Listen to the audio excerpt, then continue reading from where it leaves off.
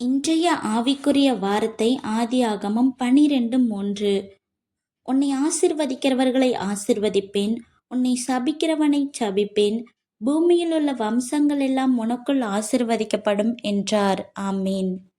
இந்த வாக்குத்தத்த வசனம் ஏசப்பா பூமியில் உள்ள எல்லா மக்கள் மீதும் அவரோட ஆசிர்வாதத்தையும் பாதுகாப்பையும் கொடுக்கறத காண முடிகிறது. இந்த வாக்குத்தத்த வசனம் ஏசப்பா ஆபிரஹாமுக்கு கொடுத்த ஒரு வாக்குத்தத்த வசனம். இந்த வாக்குத்தத்த வசனத்தின் மூலமா பூமியில் உள்ள எல்லா ஜாதி மேலையும் ஏசப்பா ஆசீர்வாதத்தை பொழிகிறத காண முடிகிறது. இது ஏசப்பாவோட வருகையின் ஒரு முன்னோடியா காணப்படுது. ஒரு சின்ன கதை. ஒரு ஊர்ல ஆறு அப்படின்ற மனுஷன் ரொம்ப நல்லவனும் விசுவாசம் உள்ளவனும் ஏசப்பா மேல நம்பிக்கை உள்ளவனுமா வாழ்ந்துக்கிட்டு வரான். ஒரு நாள் மற்றவங்க எல்லாரும் அவனை திட்டுறதும் பழி வாங்கணும்னு நினைக்கிறாங்க. ஆனால் அதுக்கு அந்த மனுஷன் கோவப்படலை, நம்பிக்கையோட இருந்தான். ஏசப்பா மேலே நம்பிக்கை வச்சு அவர் என்னை பாதுகாப்பார், அவர் எனக்காக போராடுவாருன்னு அமைதியாக இருந்தான்.